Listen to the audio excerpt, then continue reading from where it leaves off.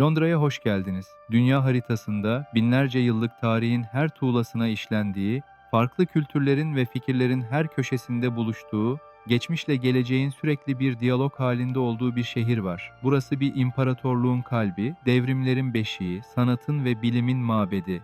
Burası her adımda bir efsanenin fısıldandığı, her sokağında bir hikayenin başladığı, dünyanın en ikonik ve evrensel şehirlerinden biri Londra. Roma İmparatorluğu'nun bir ileri karakolundan küresel bir metropole dönüşen Londra, sadece binalardan ve köprülerden ibaret değildir. O bir ruh, bir karakter, bir yaşam tarzıdır.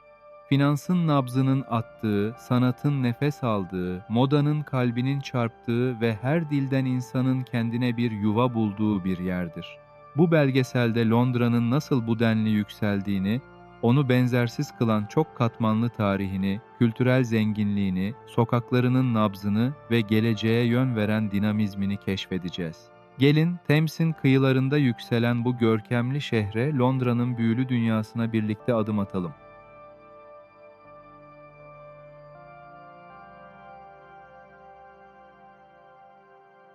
Londra'nın hikayesi, milattan sonra 43 yılında Romalıların Thames Nehri kıyısına bir yerleşim kurmasıyla başlar. Buraya Londinium adını verdiler. Stratejik konumu ve nehir ticaretine elverişliliği sayesinde hızla büyüyen Londinium, Britanya'daki Roma yönetiminin önemli merkezlerinden biri haline geldi. Roma, şehre yollar, binalar ve bir liman inşa ederek ilk temellerini attı. Ancak Roma İmparatorluğu'nun çöküşüyle birlikte Londinium da önemini yitirdi. Londra'nın merkezinde, City of London bölgesinde halen Roma döneminden kalma Londra duvarının bazı kalıntılarını görebilirsiniz. Bu kalıntılar şehrin ne kadar eski bir tarihe sahip olduğunun sessiz tanıklarıdır. Roma'dan sonra bölge Anglo-Sakson yerleşimlerine sahne oldu. Ancak 9. yüzyılda Viking akınları şehri harap etti. Büyük Kral Alfred, Londra'yı yeniden inşa ederek ve savunma duvarlarını güçlendirerek şehrin stratejik önemini tekrar kazandırdı. Bu dönemde şehir, bugünkü City of London'ın temellerini oluşturmaya başladı. 1066'daki Norman fethi, Londra için yeni bir dönemin başlangıcı oldu. Fatih William, fethin hemen ardından Westminster Abbey'de taç giyerek Londra'nın siyasi ve dini önemini pekiştirdi. Ayrıca şehrin kontrolünü sağlamak için ikonik Londra Kulesi'ni inşa ettirdi. Bu kule, yüzyıllar boyunca bir saray, bir hapishane ve bir hazine dairesi olarak hizmet verdi. İngiliz tarihinin en karanlık ve en görkemli anlarına tanıklık etti. Londra Kulesi'ndeki ünlü kargalar, Ravens ile ilgili bir efsane vardır. Efsaneye göre kargalar kuleyi terk ederse İngiliz krallığı çökecektir. Bu nedenle kulede her zaman en az 6 karga bulundurulur ve kanatları kısmen budanır. Orta Çağ boyunca Londra önemli bir ticaret merkezi olarak gelişti. Thames Nehri şehrin can damarıydı ve gemiler dünyanın dört bir yanından mallar taşıyordu. Loncalar, zanaatkarların ve tüccarların örgütlendiği güçlü yapılar oluşturdu. Ancak 14. yüzyılda kara veba şehrin nüfusunun büyük bir kısmını yok ederek Londra'yı derinden etkiledi. Buna rağmen şehir her defasında yeniden ayağa kalkmayı başardı.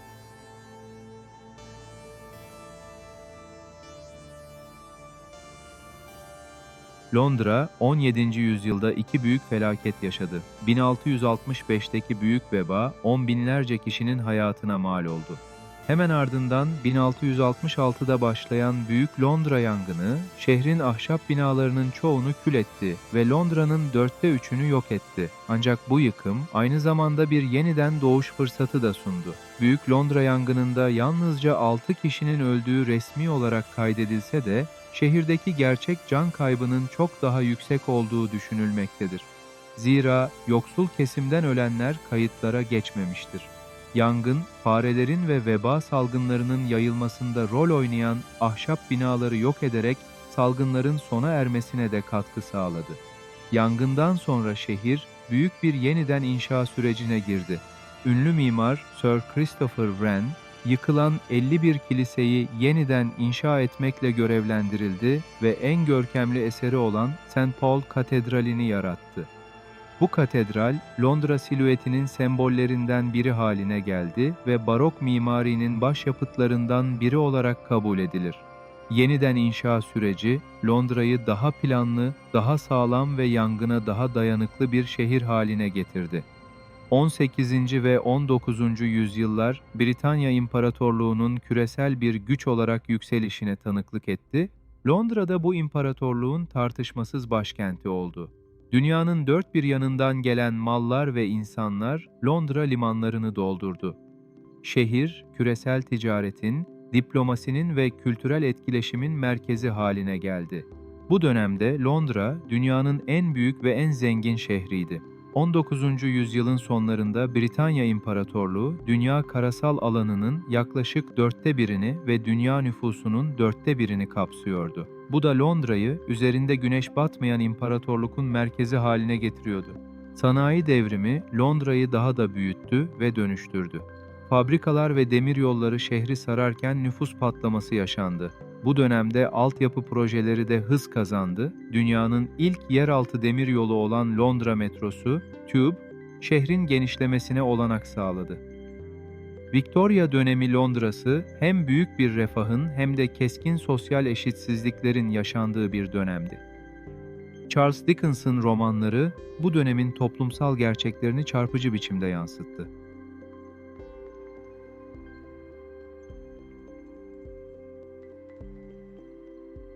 Londra, binlerce yıldır kültürün ve bilimin kalbi olmuştur. British Museum, dünya tarihinin en değerli eserlerini barındırır. Ulusal Galeri ve Tate Modern gibi kurumlar, sanatın her formunu sergileyerek milyonlarca sanatsever'i ağırlar. Şehrin her köşesinde tiyatrolar, galeriler ve müzik mekanları bulunur. British Museum'un girişindeki büyük kubbe, Avrupa'nın en geniş cam çatısına sahiptir ve 1656 cam panelden oluşur. Müze, tahminen 8 milyon esere ev sahipliği yapar ve bunların çoğu hala sergilenmemektedir. Londra'nın West End bölgesi, dünyanın en ünlü tiyatro sahnelerine ev sahipliği yapar.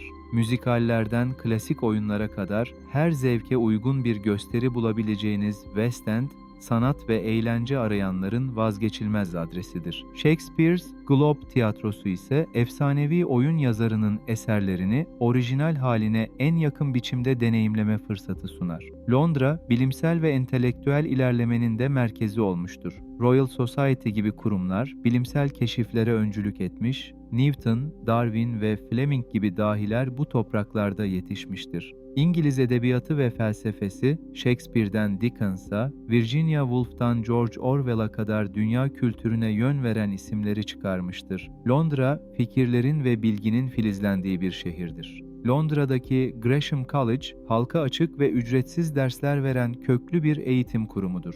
1597'den beri faaliyet gösteren bu kurum, bilimden sanata, tarihten felsefeye kadar geniş bir yelpazede halkın eğitimine katkıda bulunur. Moda, Londra'nın dinamik ruhunun bir başka yansımasıdır. Londra Moda Haftası, dünyanın en önemli moda etkinliklerinden biridir. Savile Row'daki geleneksel terzilikten Portobello yolu pazarının vintage tarzına, Carnaby Street'in gençlik kültürüne kadar her tarzı bulabileceğiniz Londra, moda dünyasında bir trend belirleyicidir.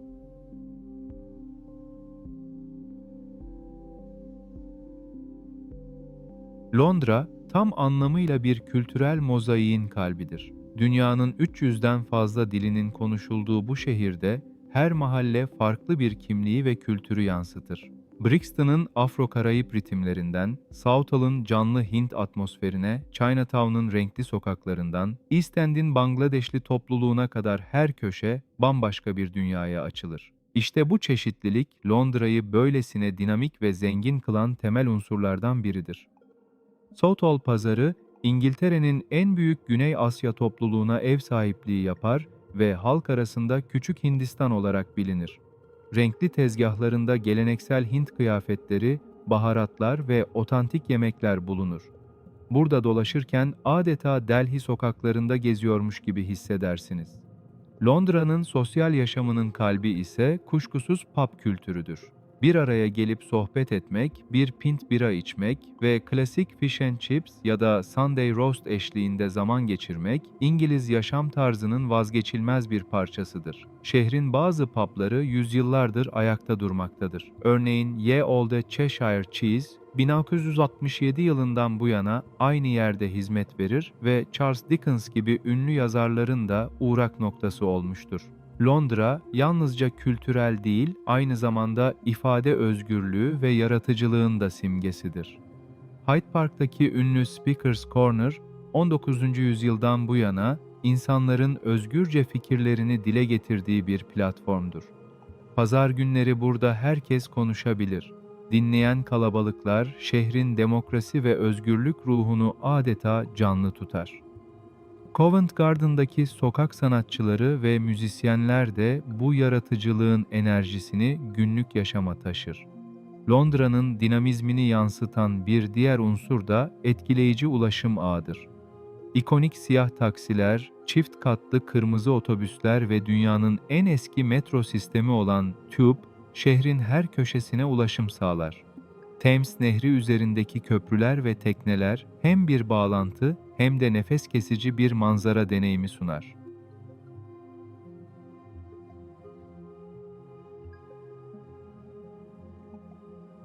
Londra, tüm ihtişamına rağmen modern metropollerin karşılaştığı zorluklardan muaf değildir. Artan konut fiyatları, sosyal eşitsizlik, suç oranları ve terör tehditleri şehrin karşı karşıya olduğu önemli sorunlardandır. Grenfell Kulesi yangını gibi trajediler ise kentsel planlama ve sosyal adalet konularında ciddi soruları gündeme getirmiştir. Londra, dünyanın en pahalı şehirlerinden biridir. Ortalama konut fiyatları ortalama gelir düzeyinin çok üzerindedir. Bu durum özellikle genç nesiller için ciddi bir barınma krizine yol açmaktadır. Birleşik Krallığın Avrupa Birliği'nden ayrılması, Brexit, Londra'nın finansal ve kültürel statüsü üzerinde büyük bir etki yaratmıştır. Avrupa ile olan ticari ve sosyal bağların zayıflaması, şehrin küresel rekabet gücü ve göçmenlik politikaları hakkında yeni tartışmaları beraberinde getirmiştir. Brexit'in uzun vadeli etkileri Londra'nın geleceğini şekillendirmeye devam etmektedir. Brexit sonrasında bazı finans şirketleri Londra'dan diğer Avrupa şehirlerine taşınmış, birçok kişi de Birleşik Krallık vatandaşlarının AB'de yaşama ve çalışma özgürlüğünü kaybetmesinden endişe duymuştur. Londra, sürdürülebilirlik konusunda da önemli adımlar atmaktadır. Şehir, karbon emisyonlarını azaltmak, hava kalitesini iyileştirmek ve yeşil alanlarını arttırmak için iddialı hedefler belirlemiştir. Bisiklet yollarının genişletilmesi, elektrikli araç kullanımının teşvik edilmesi ve Thames Nehri'nin temizlenmesi projeleri, Londra'nın daha yeşil ve yaşanabilir bir şehir olma vizyonunun bir parçasıdır. Thames Nehri, 1950'li yıllarda biyolojik olarak ölü ilan edilmişti. Ancak yoğun temizlik çalışmaları sayesinde bugün yeniden canlanmış, nehirde birçok balık türü ve hatta mühürler görülmeye başlanmıştır. Londra, geleceğin şehri olmaya devam etmektedir. Yeni nesil ulaşım projeleri, özellikle Crossrail, Elizabeth Line gibi devasa yatırımlar, şehrin ulaşım kapasitesini önemli ölçüde artırmaktadır. Canary Wharf gibi finans merkezleri ve Tech City gibi teknoloji merkezleri, Londra'nın ekonomik dinamizmini ve yenilikçiliğini sürdürmesini sağlamaktadır. Londra, sürekli olarak kendini yeniden keşfeden ve geleceğe yatırım yapan bir şehirdir. Bin yıllık bir tarihin, modern bir metropolün ve durmaksızın süren bir dönüşümün hikayesidir. Geçmişinden güç alarak, zorluklarla yüzleşerek ve geleceğe umutla bakarak kendini yeniden tanımlamaya devam etmektedir. Bu yalnızca bir şehrin değil, insanlığın uyum sağlama, yaratıcılık ve direnme gücünün de bir destanıdır.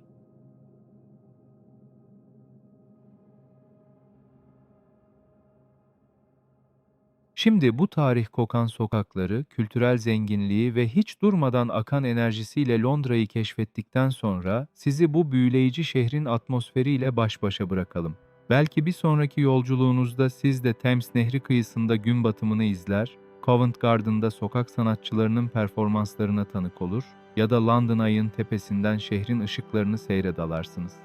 Geleneksel İngiliz publarından modern gökdelenlere, tarihi Westminster manzaralarından çağdaş sanat galerilerine kadar Londra, her zevke ve beklentiye hitap eden benzersiz bir deneyim sunuyor.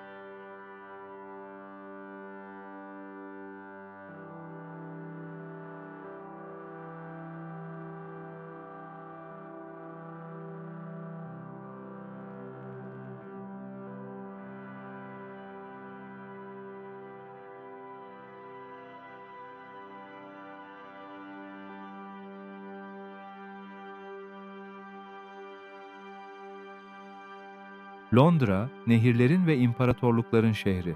Her bir tuğlasında bir tarih, her bir sokağında bir hikaye barındırır. Gürültülü ama sakin, kalabalık ama dingin, modern ve bir o kadar da tarihidir. Her köşede yeni bir keşif, her adımda farklı bir deneyim sunar. Bu şehir binlerce yıldır farklı kültürleri, fikirleri ve hayalleri kucaklayan, onlara ilham veren ve kendini sürekli yeniden yaratan bir yer olmaya devam ediyor. Londra sadece bir metropol değil. O bir yaşam biçimi, bir enerji ve bir ilham kaynağıdır. Londra, nehirlerin ve imparatorlukların şehri, 1000 yıllık bir hikaye. Umarız bu video Londra'nın büyüleyici, tarihle iç içe geçmiş ve hiç durmadan yaşayan dünyasına dair merakınızı gidermiştir. Eğer bu yolculuktan keyif aldıysanız, videomuzu beğenmeyi, yorumlarınızla bize destek olmayı ve kanalımıza abone olarak yeni keşiflerimize ortak olmayı unutmayın. Sizin desteğiniz bizim için çok değerli. Şimdi size soralım, bir şehrin ruhu sadece gökdelenlerinin silüetinde mi gizlidir? Yoksa tarihinin derinliklerinde yankılanan hikayelerde ve geleceğe uzanan umutlarda mı? Londra'dan sevgilerle. Bir sonraki yolculuğumuzda görüşmek üzere.